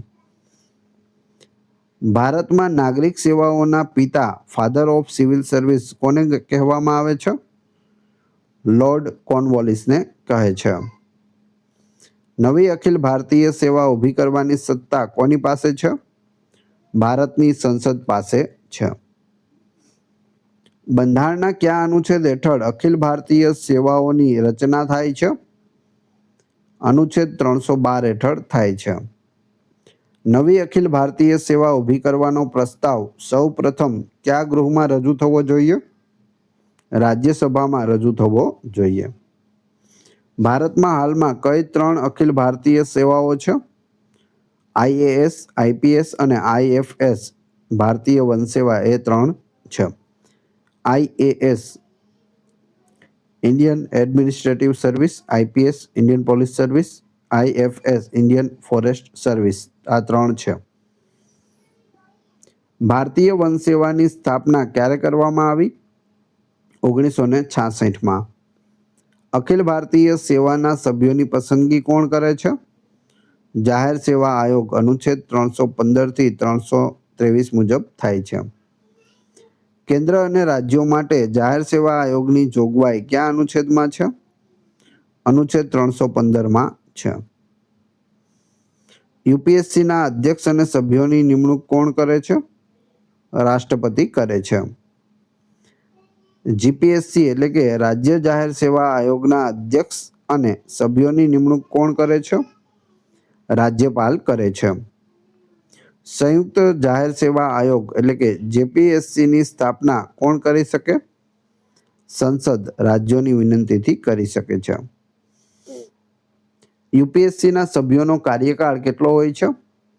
6 વર્ષ અથવા 65 વર્ષની વય જે વહેલું હોય તે મુજબ હોય છે. જીપીએસસીના સભ્યોનો કાર્યકાળ કેટલો હોય છે? 6 વર્ષ અથવા 62 વર્ષની વય જે વહેલું હોય તે. જો યુપીએસસી હોય તો 6 વર્ષ 65 વર્ષ અને જીપીએસસી હોય તો પણ 6 વર્ષ તો છે જ, પરંતુ 62 વર્ષે તે નિવૃત્ત થાય છે. યુપીએસસીના સભ્યો પોતાનું રાજીનામું કોને આપે છે? રાષ્ટ્રપતિને આપે છે. જીપીએસસીના સભ્યો પોતાનું રાજીનામું કોને આપે છે? રાજ્યપાલને આપે છે. શું રાજ્યપાલ જીપીએસસીના સભ્યોને હોદ્દા પરથી હટાવી શકે છે? જવાબ આવશે ના. તેમને હટાવવાની સત્તા માત્ર રાષ્ટ્રપતિ પાસે જ છે. જો નિમણૂક રાજ્યપાલ કરી શકે, પરંતુ તેને હટાવી શકતા નથી. તે ફક્ત રાષ્ટ્રપતિ હટાવી શકે છે. જાહેર સેવા આયોગના સભ્યોને કયા આધારે હટાવી શકાય છે? ગેરવર્તણૂકના આધારે સુપ્રીમ કોર્ટની તપાસ પછી હટાવી શકાય. યુપીએસસીના સભ્યોની સંખ્યા નક્કી કરવાની સત્તા કોની પાસે છે? રાષ્ટ્રપતિ પાસે રહેલી છે. જાહેર સેવા આયોગના કાર્યોનો ઉલ્લેખ કયા અનુચ્છેદમાં છે? અનુચ્છેદ 320માં છે. યુપીએસસી પોતાનો વાર્ષિક અહેવાલ કોને સોંપે છે? રાષ્ટ્રપતિને અનુચ્છેદ 323 મુજબ સોંપે છે. જીપીએસસી પોતાનો વાર્ષિક અહેવાલ કોને સોંપે છે? રાજ્યપાલને સોંપે છે. ભારતમાં સૌપ્રથમ જાહેર સેવા આયોગની સ્થાપના ક્યારે થઈ હતી? 1 ઓક્ટોબર 1926ના રોજ લી કમિશનની ભલામણથી થઈ હતી. સ્વતંત્ર ભારતના યુપીએસસીના પ્રથમ અધ્યક્ષ કોણ હતા?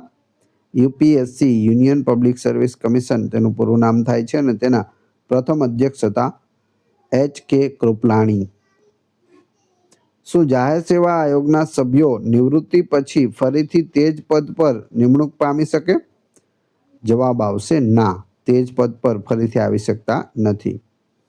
જાહેર સેવા આયોગના ખર્ચ કઈ નિધિ પર ભારિત હોય છે? સંચિત નિધિ પર હોય છે. કયા અનુચ્છેદ હેઠળ સંસદ જાહેર સેવા આયોગના કાર્યોમાં વધારો કરી શકે છે? અનુચ્છેદ 321 મુજબ. યુપીએસસીના અધ્યક્ષ નિવૃત્તિ બાદ ભારત સરકાર હેઠળ કોઈ હોદ્દો ધારણ કરી શકે છે? જવાબ આવશે ના, કરી શકતા નથી. નાગરિક સેવા દિવસ ક્યારે ઉજવાય છે? સિવિલ સર્વિસ ડે 21 એપ્રિલના રોજ ઉજવવામાં આવે છે. જીપીએસસીના અધ્યક્ષ નિવૃત્તિ બાદ યુપીએસસીના અધ્યક્ષ કે સભ્ય બની શકે? જવાબ આવશે હા, બની શકે. કયા એક્ટ દ્વારા ભારતમાં પ્રથમવાર સ્પર્ધાત્મક પરીક્ષાની શરૂઆત કરવાની જોગવાઈ થઈ? ચાર્ટર્ડ એક્ટ 1853 મુજબ. આઈસીએસની પરીક્ષા પાસ કરનાર પ્રથમ ભારતીય કોણ હતા? સત્યેન્દ્રનાથ ટાગોર હતા. 1863માં તેઓએ આઈસીએસની પરીક્ષા પાસ કરી હતી. સત્યેન્દ્રનાથ ટાગોર. લંડન અને ભારત બંનેમાં એકસાથે પરીક્ષા લેવાની શરૂઆત ક્યારથી થઈ? 1922થી થઈ. કઈ સમિતિની ભલામણથી યુપીએસસીમાં પ્રિલિમ્સ અને મેન્સ પરીક્ષાની શરૂઆત થઈ? કોઠારી સમિતિની ભલામણ દ્વારા 1976માં. રાજ્યમાં કલેક્ટર કઈ સેવાના અધિકારી હોય છે? આઈએએસ અધિકારી હોય છે. ભારત સરકારના સચિવ તરીકે કઈ સેવાના અધિકારી હોય છે? આઈએએસ હોય છે. આઈપીએસ અધિકારીઓની તાલીમ ક્યાં થાય છે? Sardar Vallabhbhai Patel national police academy હૈદરાબાદમાં થાય છે. આઈએએસ અધિકારીઓની તાલીમ ક્યાં થાય છે? Lal Bahadur Shastri national academy of administration મસૂરીમાં થાય છે. ભારતીય વન સેવાના અધિકારીઓની તાલીમ ક્યાં થાય છે? Indira Gandhi national forest academy Dehradun ખાતે થાય છે. જાહેર સેવા આયોગ કેવા પ્રકારની સંસ્થા છે? બંધારણીય અને સલાહકારી સંસ્થા છે. શું યુપીએસસીની સલાહ સરકાર માટે બંધનકર્તા છે? જવાબ આવશે ના, પરંતુ જો સલાહ ન માને તો સંસદમાં કારણ આપવું પડે છે. યુપીએસસીના પ્રથમ અધ્યક્ષ કોણ હતા? Sir Ross Barker 1 October 1926. પ્રથમ ભારતીય અધ્યક્ષ પૂછે તો એચ.કે. કૃપલાણી 1947. જીપીએસસીની સ્થાપના કયા વર્ષે થઈ હતી? 1960માં, જ્યારે ગુજરાતની સ્થાપના થઈ. કયા અનુચ્છેદ હેઠળ રાજ્યપાલ જાહેર સેવા આયોગના સ્ટાફની શરતો નક્કી કરે છે? અનુચ્છેદ 318 મુજબ નક્કી કરે છે. જાહેર સેવા આયોગના સભ્યોને હટાવતા પહેલા રાષ્ટ્રપતિએ કોની સલાહ લેવી પડે છે? સુપ્રીમ કોર્ટની સલાહ લેવી પડે છે. અનુચ્છેદ 312(2) કઈ જૂની સેવાનો ઉલ્લેખ કરે છે? ઇન્ડિયન સિવિલ સર્વિસ આઈસીએસ નો ઉલ્લેખ કરે છે. ભારતીય બંધારણના કયા ભાગમાં ટ્રિબ્યુનલ્સ એટલે કે ન્યાયપંચો અંગેની જોગવાઈ છે? ભાગ 14(ક) માં છે. 14(a). બંધારણમાં ભાગ 14 ક કયા સુધારા દ્વારા ઉમેરવામાં આવ્યો હતો? 42મો બંધારણીય સુધારો 1976.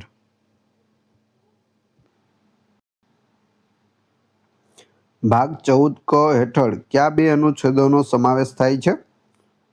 અનુચ્છેદ 323 ક અને 323 ખ નો સમાવેશ થાય છે. વહીવટી ટ્રિબ્યુનલ્સની જોગવાઈ કયા અનુચ્છેદમાં છે? અનુચ્છેદ 323 ક માં છે વહીવટી ટ્રિબ્યુનલ્સ. અન્ય બાબતો માટેના ટ્રિબ્યુનલ્સની જોગવાઈ કયા અનુચ્છેદમાં છે? અનુચ્છેદ 223 ખ માં છે.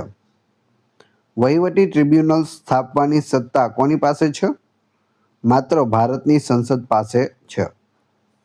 અન્ય બાબતો જેમ કે કરવેરા, વિદેશી હુંડિયામણ માટે ટ્રિબ્યુનલ્સ કોણ સ્થાપી શકે?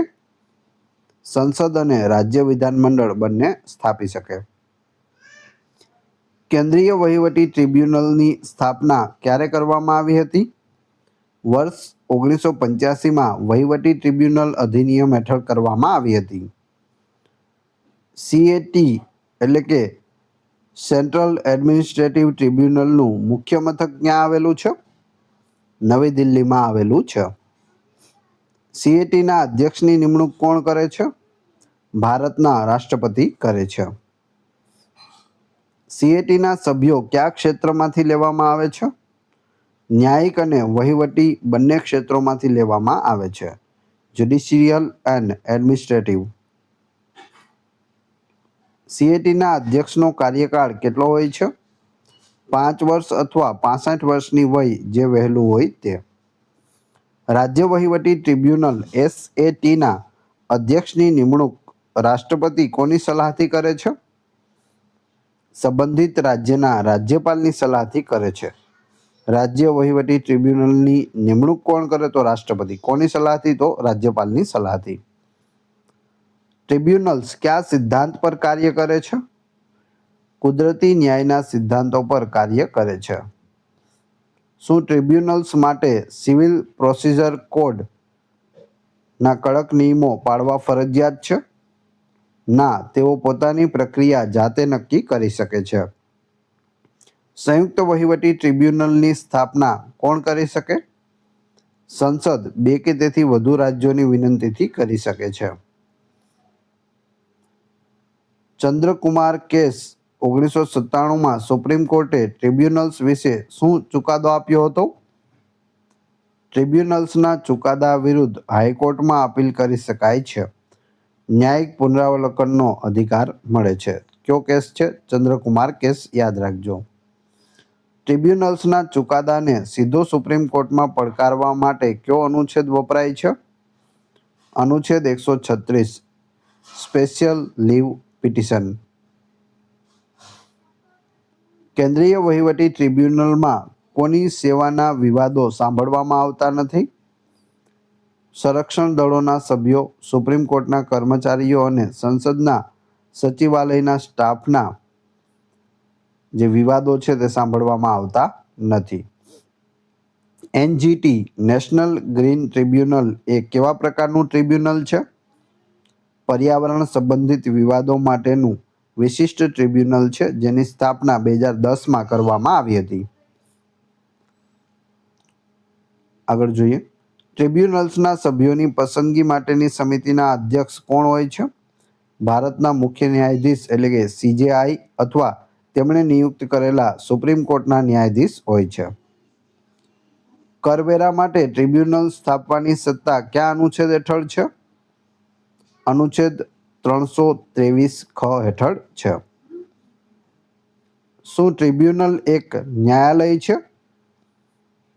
તે અર્ધન્યાયિક સંસ્થા છે. વહીવટી ટ્રિબ્યુનલ સ્થાપવાનો મુખ્ય ઉદ્દેશ્ય શું છે?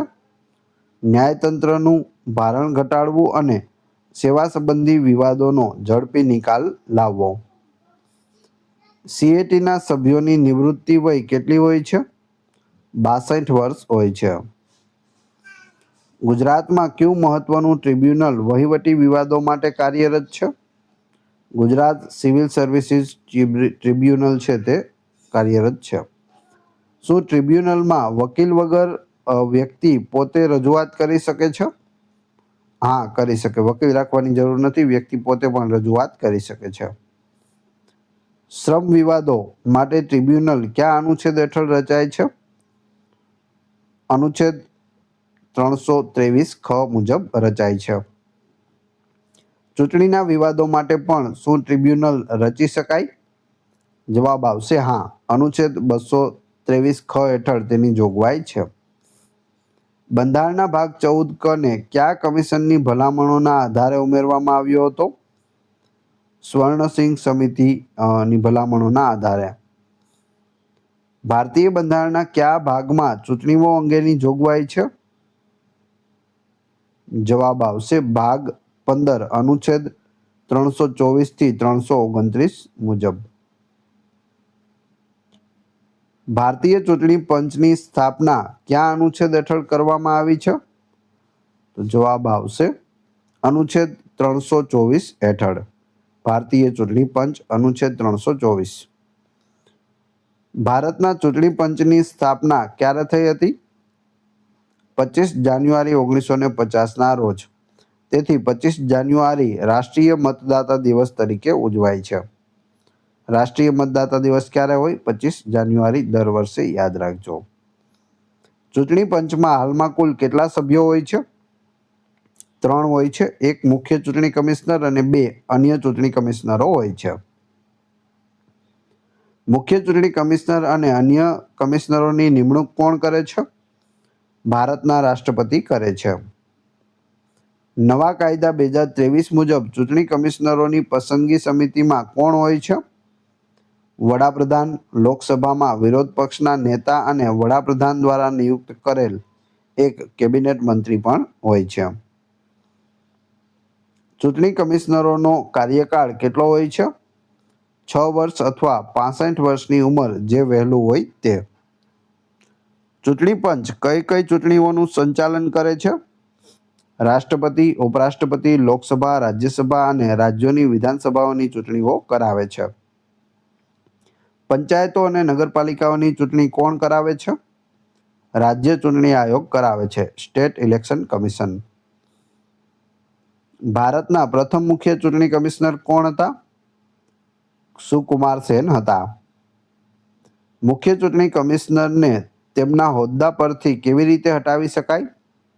સુપ્રીમ કોર્ટના ન્યાયાધીશને હટાવવાની પ્રક્રિયા એટલે કે મહાભિયોગ જેવી પ્રક્રિયા દ્વારા હટાવી શકાય. વીવીપેટનું પૂરું નામ શું છે? VVPAT, voter verifiable paper audit trail. કયા અનુચ્છેદ મુજબ ધર્મ, જાતિ, જ્ઞાતિના આધારે મતદાર યાદીમાં ભેદભાવ કરી શકાતો નથી? અનુચ્છેદ 325 મુજબ. પુખ્ત વય મતાધિકારની જોગવાઈ કયા અનુચ્છેદમાં છે? અનુચ્છેદ 326માં છે. મતદાર યાદી તૈયાર કરવાની જવાબદારી કોની છે? ચૂંટણી પંચની છે. કયા બંધારણીય સુધારા દ્વારા મતાધિકારની વય 21થી ઘટાડીને 18 વર્ષ કરવામાં આવી? 61મો બંધારણીય સુધારો 1988. 1988 પહેલા 21 વર્ષની વયે મતદાન કરી શકાતું હતું. હવે 18 વર્ષની ઉંમર થાય એટલે મતદાનનો અધિકાર મળી જાય છે. રાજકીય પક્ષોને રાષ્ટ્રીય પક્ષ અથવા પ્રાદેશિક પક્ષ તરીકે માન્યતા કોણ આપે છે? ચૂંટણી પંચ આપે છે. ચૂંટણી પંચના સભ્યો પોતાનું રાજીનામું કોને આપે છે? રાષ્ટ્રપતિને આપે છે. ઈવીએમ ઇલેક્ટ્રોનિક વોટિંગ મશીનનો સૌપ્રથમ પ્રાયોગિક ઉપયોગ કયા રાજ્યમાં થયો હતો? કેરળમાં થયો હતો 1982માં. આખા રાજ્યની વિધાનસભા ચૂંટણી ઈવીએમથી યોજાઈ હોય તેવું પ્રથમ રાજ્ય કયું હતું? ગોવા હતું 1999માં. નોટાનો વિકલ્પ ભારતમાં ક્યારથી શરૂ થયો છે? 2013થી. નોન ઓફ ધ અબવ તેનું પૂરું નામ થાય છે નોટાનું. આચાર સંહિતા ક્યારથી અમલમાં આવે છે? ચૂંટણીની તારીખોની જાહેરાત થાય ત્યારથી આચાર સંહિતા લાગુ પડે છે. ચૂંટણી પંચ કઈ સાલથી કાયમી ધોરણે 3 સભ્યોનું બહુસભ્ય બન્યું? 1993થી. ચૂંટણી પંચના સભ્યોના પગાર અને ભથ્થા કોના જેવા હોય છે? સુપ્રીમ કોર્ટના ન્યાયાધીશ સમાન હોય છે.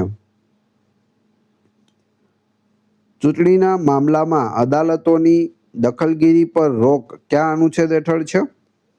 અનુચ્છેદ 329 હેઠળ છે. સંસદ અને રાજ્ય વિધાનમંડળની ચૂંટણીના વિવાદો સાંભળવાની સત્તા કોની પાસે છે? હાઈકોર્ટ અને સુપ્રીમ કોર્ટ પાસે છે. કયા પક્ષને તાજેતરમાં રાષ્ટ્રીય પક્ષનો દરજ્જો મળ્યો છે? આમ આદમી પાર્ટીને મળ્યો છે. મતાધિકાર એ કેવો અધિકાર છે?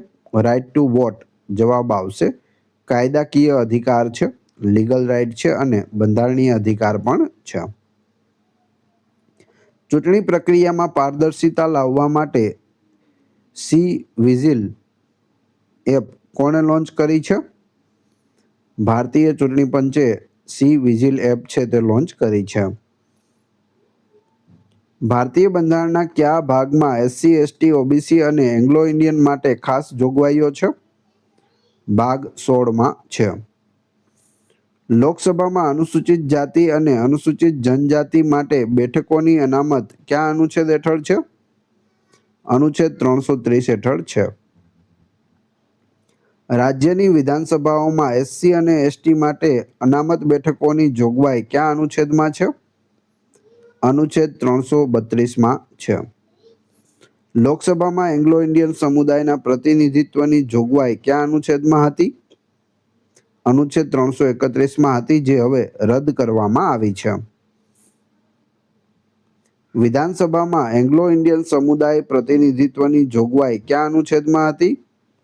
અનુચ્છેદ 333માં, જે હવે રદ કરવામાં આવી છે. કયા બંધારણીય સુધારા દ્વારા લોકસભા અને વિધાનસભામાં એંગ્લો ઇન્ડિયનની બેઠકો રદ કરવામાં આવી?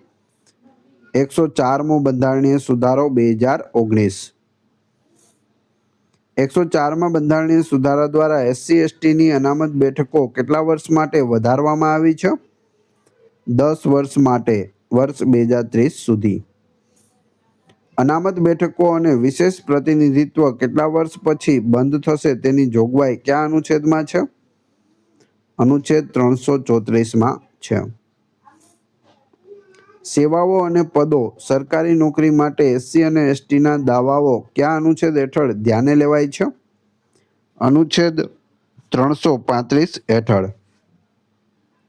એંગ્લો ઇન્ડિયન સમુદાયના ફાયદા માટે શિક્ષણમાં ગ્રાન્ટની જોગવાઈ કયા અનુચ્છેદમાં હતી?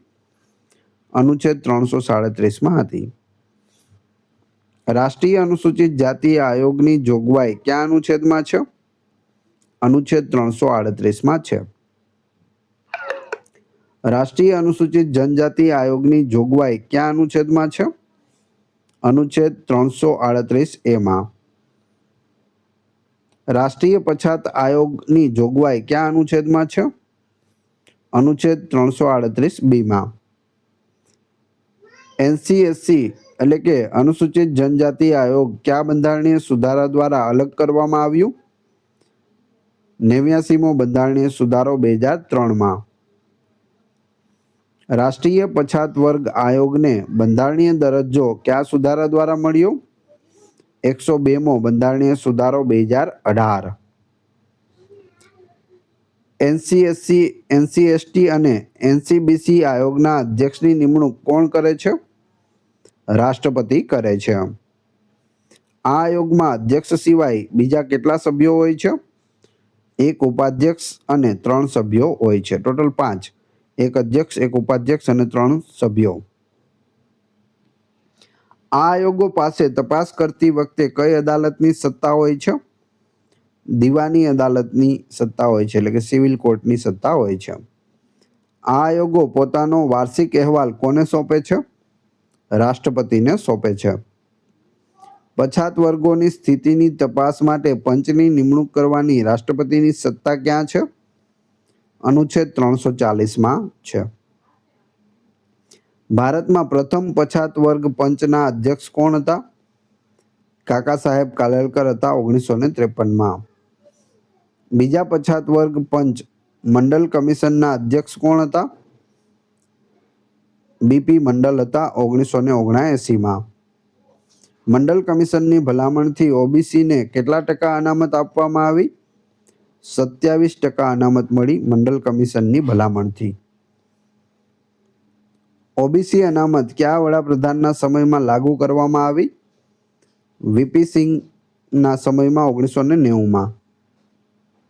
અનુસૂચિત જાતિની યાદી જાહેર કરવાની સત્તા કોની પાસે છે? રાષ્ટ્રપતિ પાસે અનુચ્છેદ 341 મુજબ છે. અનુસૂચિત જનજાતિની યાદી જાહેર કરવાની સત્તા કોની પાસે છે? એ પણ રાષ્ટ્રપતિ પાસે છે અનુચ્છેદ 342 મુજબ. સામાજિક અને શૈક્ષણિક રીતે પછાત વર્ગોની યાદી અંગેનો અનુચ્છેદ કયો છે? અનુચ્છેદ 342A છે ઓબીસી માટે. 105માં બંધારણીય સુધારા 2021 દ્વારા કઈ સત્તા પુનઃ સ્થાપિત કરવામાં આવી? રાજ્યોને પોતાની ઓબીસી યાદી બનાવવાની સત્તા પુનઃ પ્રાપ્ત થઈ. કયા અનુચ્છેદ હેઠળ રાષ્ટ્રપતિ એંગ્લો ઇન્ડિયનની વ્યાખ્યા આપે છે? અનુચ્છેદ 366(2) મુજબ. આર્થિક રીતે નબળા વર્ગોને 10% અનામત કયા સુધારાથી મળી? ઈડબ્લ્યુએસને 103મો બંધારણીય સુધારો 2019માં મળી. ઇન્દિરા શાહની કેસ 1992 શેના માટે જાણીતો છે? અનામતની મહત્તમ મર્યાદા 50% નક્કી કરવા માટે ઇન્દિરા શાહની કેસ 1992 જાણીતો છે. ક્રિમીલેયરનો સિદ્ધાંત કયા વર્ગને લાગુ પડે છે? ઓબીસી પછાત વર્ગને લાગુ પડે છે. અનુસૂચિત વિસ્તારોના વહીવટી અને આદિજાતિઓના કલ્યાણ માટેના પંચની જોગવાઈ ક્યાં છે? અનુચ્છેદ 339માં છે. બંધારણમાં એંગ્લો ઇન્ડિયન કોને ગણવામાં આવે છે? જેના પિતા અથવા પિતૃપક્ષના વંશજ યુરોપિયન હોય પરંતુ જે ભારતમાં સ્થાયી થયા હોય તેને.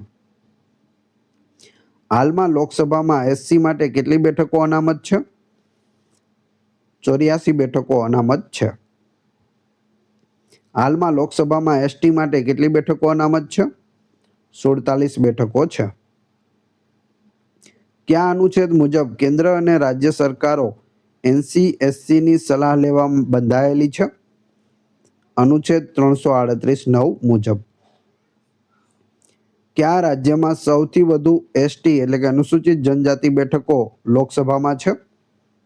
મધ્યપ્રદેશમાં છે 6 બેઠકો. કયા રાજ્યમાં સૌથી વધુ એસસી અનુસૂચિત જાતિ બેઠકો લોકસભામાં છે? ઉત્તર પ્રદેશમાં છે ટોટલ 17 બેઠકો. પછાત વર્ગ પંચનું મુખ્ય મથક ક્યાં છે? નવી દિલ્હીમાં છે. એસસી/એસટી અનામત દર કેટલા વર્ષે વધારવામાં આવે છે? તો દર 10 વર્ષે તેને વધારવામાં આવે છે.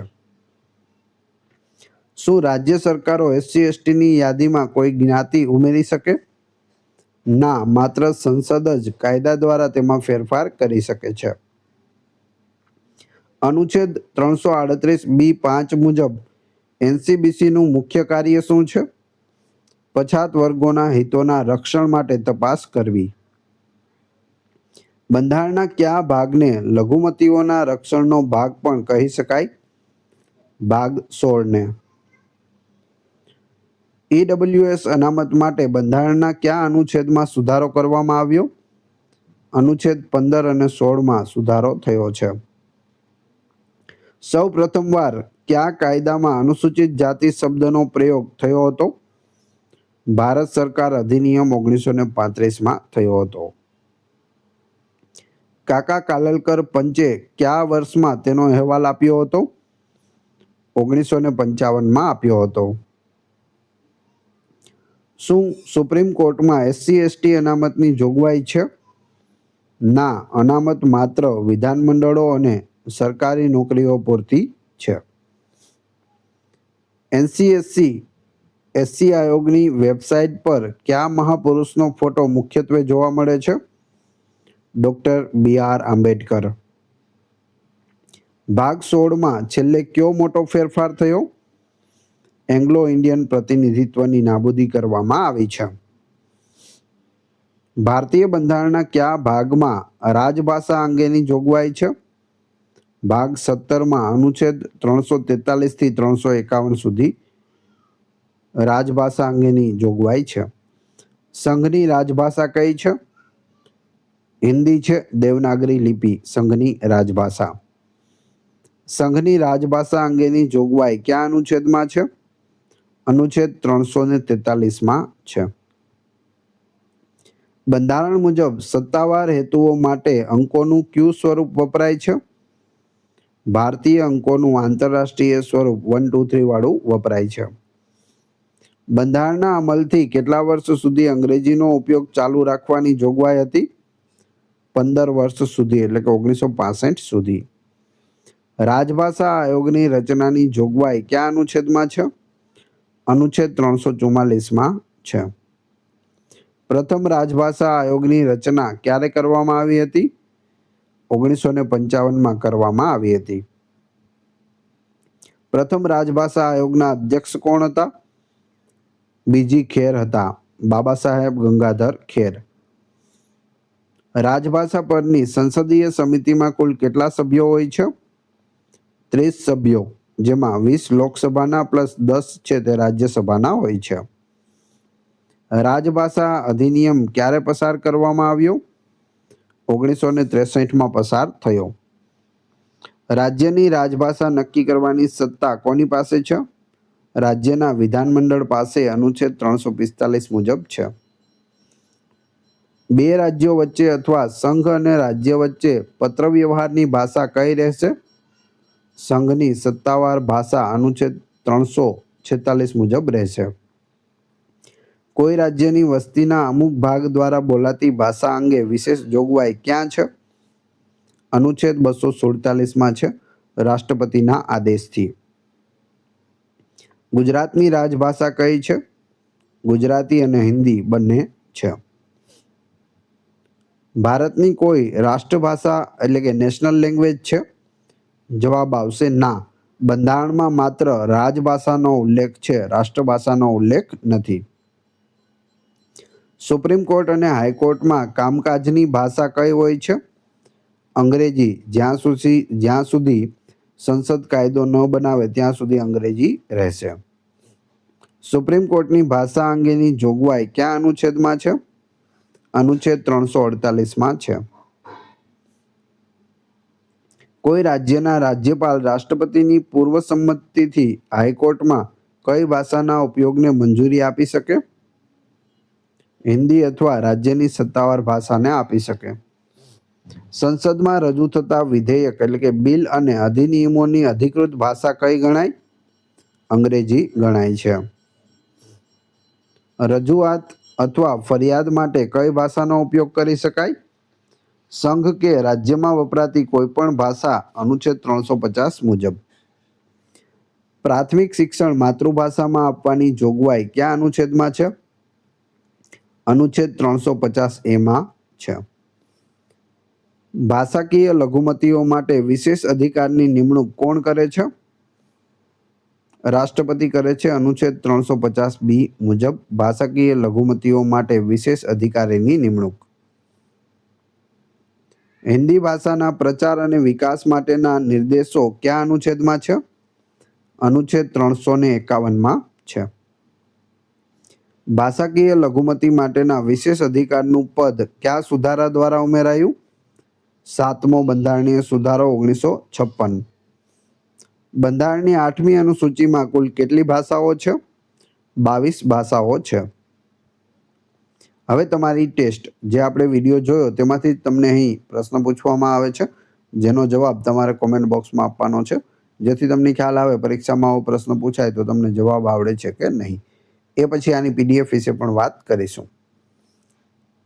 પ્રશ્ન 1, જમ્મુ અને કાશ્મીર પુનર્ગઠન અધિનિયમ ક્યારે અમલમાં આવ્યો? પ્રશ્ન 2, કયા રાજ્યમાં સૌપ્રથમ પંચાયતી રાજની શરૂઆત થઈ હતી? 3, ભારતીય ચૂંટણી પંચની સ્થાપના કયા અનુચ્છેદ હેઠળ કરવામાં આવી છે? 3 ના ક્રમશઃ કમેન્ટ બોક્સમાં જવાબ આપી દેજો.